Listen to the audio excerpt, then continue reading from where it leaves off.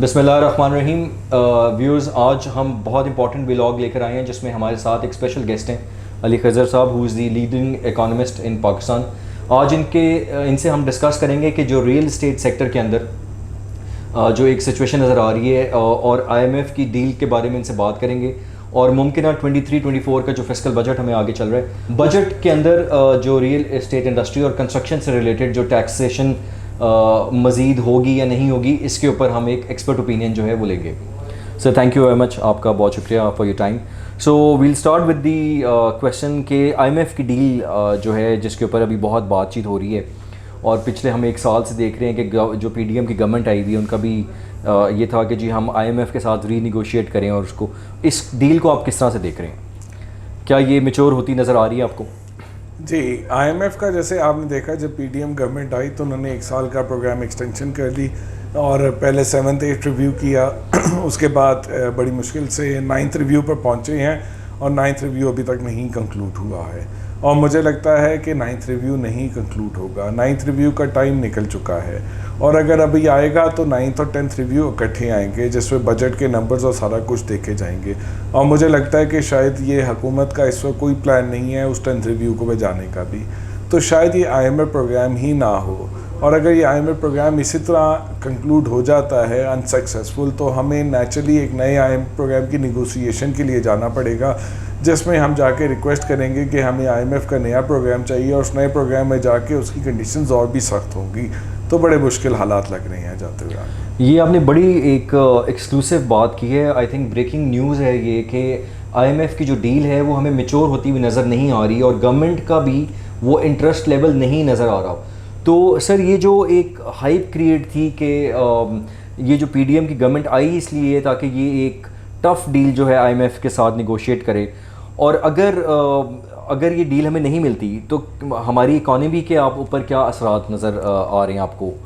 किस तरह से ये आगे चलेगा? नहीं जी, PDM की गवर्नमेंट तो सिर्फ एक वजह से आई थी कि इमरान खान साहब से उन्हें डर था कि वो अपनी मर्जी के आर्मी चीफ ले आएंगे और उसके बाद PDM के ऊपर वो जो है उनके ऊपर क्रैकडाउन करेंगे। लेकिन नैरेटिव ये बनाया कि नैरेटिव तो वो बनाने की अगर कोशिश की है तो वो नैरेटिव जो है बिल्कुल ही जो है वो डाउन टू अर्थ हो चुका है, क्योंकि इनके आने के बाद पिछले 13 महीने में इस मुल्क के इकोनॉमिक हालात जितने ख़राब हुए हैं वो पिछले बहुत सारे सालों में नहीं हुए। अनप्रेसिडेंटेड है, तो वो तो नैरेटिव जो था वो आपको पता है वो कहीं नहीं चल रहा और वो बिल्कुल गलत बात है। ओके, तो आप ये कह रहे हैं कि IMF का हमें क्योंकि नज़र आ रहा है कि डील नहीं हुई और इतने अरसे से इसको रिव्यूज़ में चल रहे हैं, तो जो डिफ़ॉल्ट का ख़तरा है वो अभी भी पाकिस्तान हमारे सर पर है या उस फेज़ से हम बाहर निकल आए हैं अभी?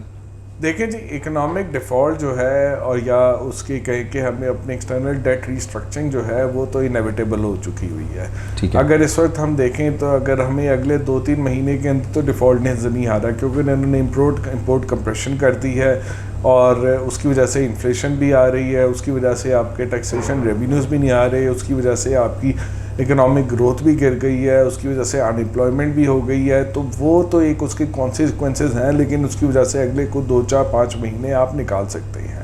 बस 2-4 महीने ज़्यादा है, 5 तो मुश्किल ही है। और उसके बाद जब आपकी नई हुकूमत आएगी या जो नया ये जो टेक्नोक्रेट सेटअप इन बिटवीन या जो भी आपके बीच में केयर टेकर आएंगे, तो आप IMF की तरफ जाएंगे, आप नए प्रोग्राम की रिक्वेस्ट करेंगे, डेट रिस्ट्रक्चरिंग की रिक्वेस्ट करेंगे, वो टफ हालात होंगे और फिर उसमें आके आप जाएंगे। तो ये IMF का दोबारा जाना तो इनएविटेबल है, उसके बगैर आपके पास कोई रास्ता नहीं है। ठीक है, इसी बात से इसकी एक्सटेंशन के ऊपर एक बात करते हैं कि as a layman person understanding के लिए, जिस तरह मैंने आपसे डिस्कस किया कि IMF की डील जो है वो हमें बज़ाहिर नज़र आता है कि वहाँ से मे बी $1 बिलियन और $2 बिलियन की जो है फाइनेंसिंग आपको मिल सकती है। तो अगर इतनी लिमिटेड फाइनेंसिंग के लिए हमें इतनी सख्त IMF के साथ डील बनाने की ज़रूरत नज़र आ रही है, आपके ख्याल में कि अगर $1 बिलियन $2 बिलियन के हम कहीं और से हमें फाइनेंसिंग अगर मिल जाए तो उसके ऊपर आपका एक एक्सपर्ट ओपिनियन क्या है? आपका $100 अरब का एक्सटर्नल डेट है जिसमें से आपने 20 अरब से ऊपर जो है अगले साल पे करना है। ठीक है जी, उसके अलावा अगर आपको करंट अकाउंट डेफिसिट होता है, ये होता है, तो $30 बिलियन प्लस आपने अगले साल की जो आपकी फाइनेंसिंग रिक्वायरमेंट है। ठीक है जी, वो फाइनेंसिंग रिक्वायरमेंट आपकी IMF के बगैर नहीं हो सकती। कोई भी आपको सपोर्ट करने नहीं आएगा, कोई भी आपको पैसे नहीं देगा जब तक कि IMF नहीं होता। तो ये $1-2 बिलियन का सवाल नहीं है। IMF की स्टैम्प आपकी फाइनेंशियल इकोनॉमिक स्टेबिलिटी के लिए इम्पॉर्टेंट है। दुनिया का कोई भी मुल्क हो जाए और कोई भी फाइनेंशियल इंस्टीट्यूशन हो जाए या कोई भी इन्वेस्टमेंट हो जाए, वो पाकिस्तान में उस वक्त तक नहीं आएगी जब तक कि आप एक IMF के प्रोग्राम में नहीं होंगे और आप एक इकोनॉमिक स्टेबिलिटी की तरफ नहीं जा रहे होंगे।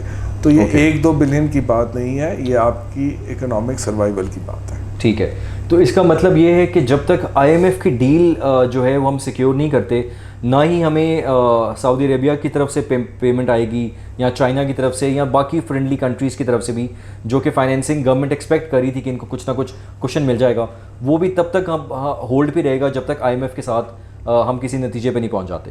जी बिल्कुल, ऐसे ही होल्ड पे रहेगा। कोई 1-2 बिलियन डॉलर कहीं से आ जाए तो वही बात है कि 2 के 4 महीने गुजार देंगे, बट इससे ज़्यादा नहीं आप करेंगे। ठीक है, नेक्स्ट फेज़ में मैं आपसे डिस्कस करूँगा कि जो रियल स्टेट इंडस्ट्री जिससे वाबस्ता हैं, बहुत सारी हमने देखा कि इमरान खान के टाइम पीरियड में अनप्रेसिडेंटेड रेमिटेंस आई बाहर से और लोगों ने बहुत ज़्यादा रियल स्टेट के अंदर इन्वेस्ट किया।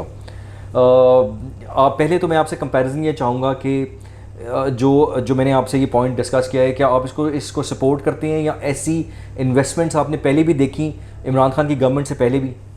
देखिए, रियल स्टेट के अंदर ज़ाहिर बात है जो एमनेस्टी स्कीम इमरान खान साहब के ज़माने में दी गई थी और जो सपोर्ट उन्होंने कंस्ट्रक्शन रियल स्टेट को दी थी, उसमें जिस तरह की इन्वेस्टमेंट हुई वो पहले आपने इतनी नहीं देखी। बट रियल स्टेट की इन्वेस्टमेंट आप पिछले 15-20 सालों से देखें तो पाकिस्तान में बड़ा मोमेंटम जनरेट कर रहा है। और उसकी वजह से बहुत सारी रेमिटेंसेज जो आती हैं वो लोगों की रियल स्टेट में इन्वेस्टमेंट में आती हैं। बट ये एक अपॉर्चुनिटी या ये एक अच्छी चीज़ है या बुरी चीज़ है, इस पे आप डिबेट कर सकते हैं। वो इस तरह से करते हैं कि जब वो पैसे आते हैं, वो मुल्क में रेमिटेंसेज आती है, उससे आप कंजम्पशन करते हैं, उससे आपकी इंपोर्ट बढ़ती है। और वो रेमिटेंसेज जो रियल स्टेट में आती है, रियल स्टेट प्राइसेस ऊपर चली जाती है, तो जो अफोर्डेबिलिटी यहाँ के लोगों के रहने की नहीं होती है वो नहीं रहती है।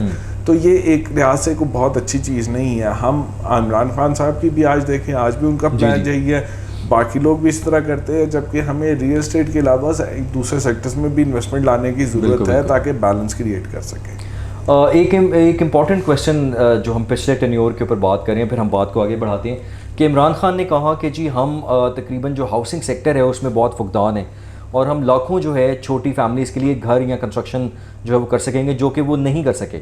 उसकी मेजर आपको क्या रीज़न नज़र आती है? देखिए, आपका जो मॉडल है जो पाकिस्तान का, चाहे वो इमरान खान हो या XYZ हो, वो मॉडल आपका यही है कि बाहर से पैसा आएगा, वो रियल स्टेट में जाएगा और रियल स्टेट उससे चलाएंगे। जब वो रियल स्टेट में बाहर से पैसा आएगा, उसकी प्राइसेस ऊपर जाएंगी और जो बाहर से पैसा आ रहा है वो आपकी कंजम्पशन में बाहर वापस जा रहा है, उससे आपकी करेंसी पे भी प्रेशर आएगा। तो और उससे लोगों की इनकम कम होती जाएगी। तो जब लोगों की इनकम कम होगी versus the real estate prices और द हाउसिंग प्राइसेस, तो अफोर्डेबिलिटी नहीं रहेगी। जब अफोर्डेबिलिटी नहीं रहेगी तो लाखों घर छोटे बनाएंगे, उसमें रहेगा कौन? तो ये तो फैलेसी है, आर्गुमेंट ही गलत है। बिल्कुल आर्गुमेंट ही गलत है कि आप रियल स्टेट को चलाने के लिए उसकी कीमतों को पंप एंड डंप करके उसकी ऊपर लेते जा रहे हैं, जबकि यहाँ पे जो अफोर्डेबिलिटी है वो लोगों की है नहीं, तो वो कैसे हो सकता है? बिल्कुल, बहुत पर्टिनेंट आपने ये बात। अच्छा, अब बात करते हैं कि जो रेमिटेंस है, हमने देखा कुछ रिपोर्ट्स में कि रिकॉर्ड कमी देखने में आई है पिछले 1-2 महीने के अंदर, जो कि बाहर से आ रही थी। ये आप देख रहे हैं कि ये सस्टेन ऐसे ही अगले महीनों में करेगा या ये गैप हम कुछ कवर कर लेंगे? देखें जी, जब से आपने इंपोर्ट पे रिस्ट्रिक्शंस की हैं और जब से आपके डिफ़ॉल्ट का ख़तरा हुआ है, तो आपके एक तो बहुत सारे लोग यहाँ से पैसा निकाल के बाहर भेज रहे हैं इनफॉर्मल तरीके से, क्योंकि फॉर्मल तरीके से स्टेट बैंक से तो आप भेज नहीं सकते, तो उससे हुंडी हवाला के थ्रू लोग पैसे भेज रहे हैं, उससे हुंडी की डिमांड आ रही है, उसमें प्रेशर पड़ रहा है। तो जब यहाँ से बाहर पैसे भेजते हैं तो बाहर जो पैसा वो आना है वो भी तो इसी इनफॉर्मल तरीके से आना है, तो वो रेमिटेंसेस का आना है, तो ऑफिशियल चैनल से रेमिटेंसेस गिरेंगी, वो प्रेशर मुझे सस्टेन करता नज़र आ रहा है, उससे गिरेंगी। और दूसरी बहुत इंपॉर्टेंट बात जो है, जो इम्पोर्ट रिस्ट्रिक्शन जो आपने की हैं, उसके बाद आपने स्टेट बैंक ने अलाउ कर दिया है कि आप अपनी जो है कोई भी इंपोर्ट मंगवा सकते हैं। अगर 365 दिन की डिफर्ड पेमेंट कर लें तो वो क्या लोग कह रहे हैं, बैंक से कॉन्ट्रैक्ट कर रहे हैं कि जी हम यहाँ से इंपोर्ट मंगवा रहे हैं, दुबई में जाके वो कंपनी खोल रहे हैं, यहाँ से पैसे दुबई को भेज रहे हैं, दुबई से आगे पैसे जाते हैं और दुबई से यहाँ पे गुड्स आ जाते हैं और वो जो पैसा यहाँ से दुबई जा रहा है वो इनफॉर्मल तरीके से जा रहा है, वो क्लियर नहीं हो रहा, और कल को वो कॉन्ट्रैक्ट एक्सपायर हो जाएगा, पेमेंट तो ऑलरेडी हो चुकी होगी, तो ये हुंडी हवाला का गैप रहेगा, वो जो है इनफॉर्मल इम्पोर्ट और स्मगलिंग होती रहेगी और उसके थ्रू आपकी रेमिटेंसेस नीचे रहेंगी। तो मुझे रेमिटेंसेस ऊपर जाती नज़र नहीं आ रही जब तक कि आप इंपोर्ट रिस्ट्रिक्शंस को ख़त्म नहीं करते, जब तक कि आप IMF को वापस नहीं लाते। सर नेक्स्ट बजट जो अब ये पेश करने वाले हैं with in may be just next month, और अगर रेमिटेंस जो है जो हम देख रहे हैं कि वो मुसलसल डिक्लाइन के अंदर है, तो गवर्नमेंट अपना ये जो एक इसको ये माइनस के अंदर ये कैसे पूरा करेगी?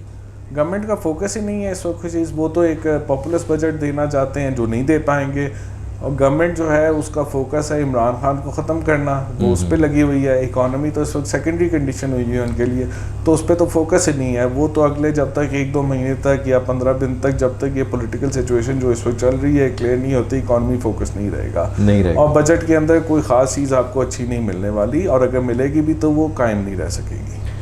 रियल स्टेट और कंस्ट्रक्शन इंडस्ट्री पे आप समझते हैं कि गवर्नमेंट टैक्सेशन जो है वो करेगी इस बजट में?